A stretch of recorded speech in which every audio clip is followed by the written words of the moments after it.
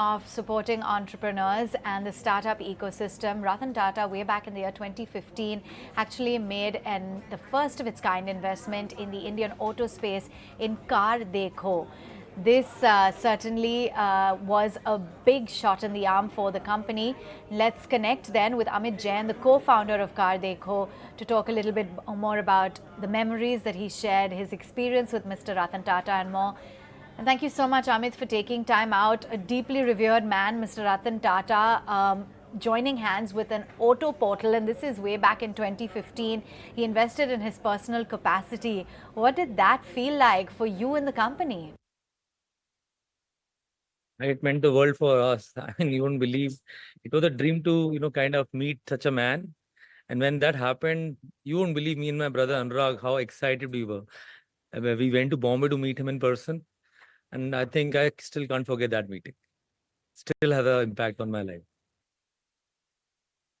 And this comes, Amit, at a time in the year 2015 when he was clearly thinking ahead of his time. This was not at a time when investments in startups were the thing to do.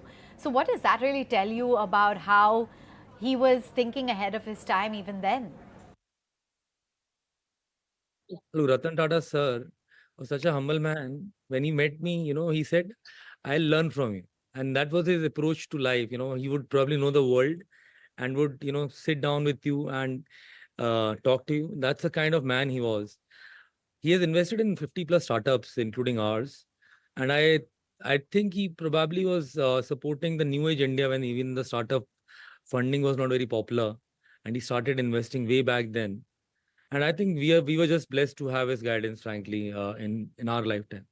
How he supported India, it's the Bharat 2.0 that we are building. He actually started supporting it much earlier. It's it's a loss to us and India both.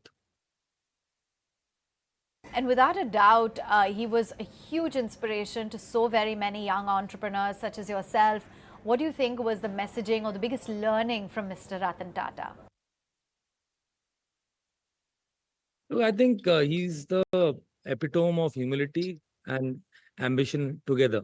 They rarely occur together. And I think that's what I picked from him. Third was a part that I think I picked from him was trustworthiness.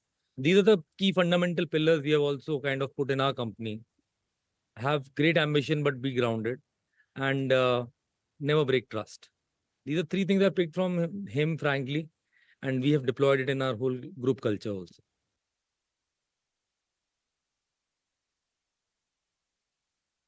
Meantime, another startup that has a very close association with the Tata Group is Caratlane, which was eventually acquired by Tanishq. But over the years, the association began in the year 2010 when it had been a strategic relationship with Titans Tanishq.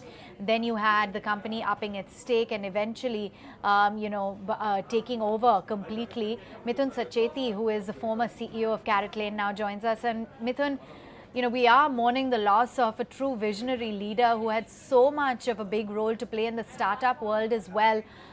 Given that you have had that close association with the Tata Group since the year 2010, what did that mean for the company and for you?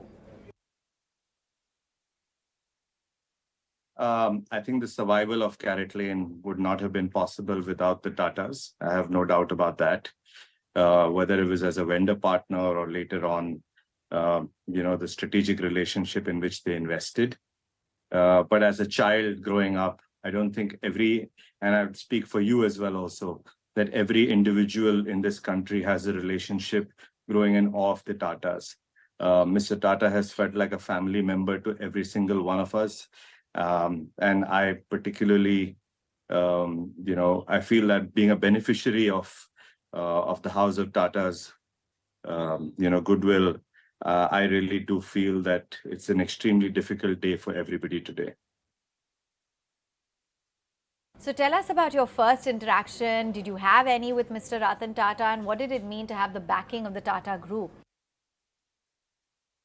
No, undoubtedly, the stamp of approval of himself, the family, over the business, not just to me, but to everybody around me, meant something else altogether. I could have raised, and I did raise a lot of money from other investors, but I think the joy that my family and everybody felt when this transaction happened with them was something else. I think the real belief in India comes when you get a stamp of approval from a house like this.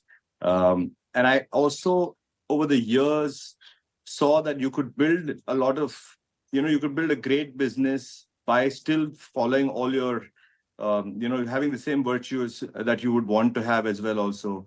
They are not at odds with each other. And I think that's what the family per se has always exhibited.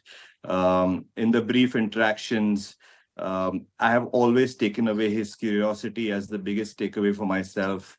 I don't know how at 68, 69, 70, around that age, I remember him going for the F-16 fighter jet at that point.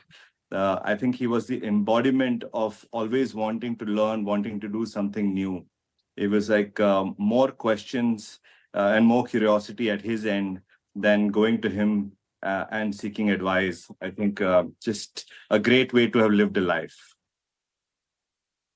And I'm sure, like many, there were so many lessons to have been learned from Mr. Tata. Can you tell us personally about how that changed the way you ran your business? I think kindness is the single biggest thing that you learn from somebody like him, and I would say for the rest of the family as well. That fairness and kindness is not contradictory to running a business. I think they live that every single day. And I think for me, that was the single biggest lesson, especially towards the latter half when, you're at odds because you're sort of parting ways and then you're on opposite ends. That's when a true test of anything comes through. And for me, they were, 24 karat in that whole thought process. And he was such an inspiration to the youth and a number of entrepreneurs as well. So what do you think his messaging was to entrepreneurs? I think just an exemplary way to live as a human. And as he said in one of his interviews himself, that I would like to be remembered as a man who made a difference. I think he made a difference to every single person who he interacted with. And he made a difference to the entire country. So I think we should consider ourselves blessed to have been in times in which, R&T lived.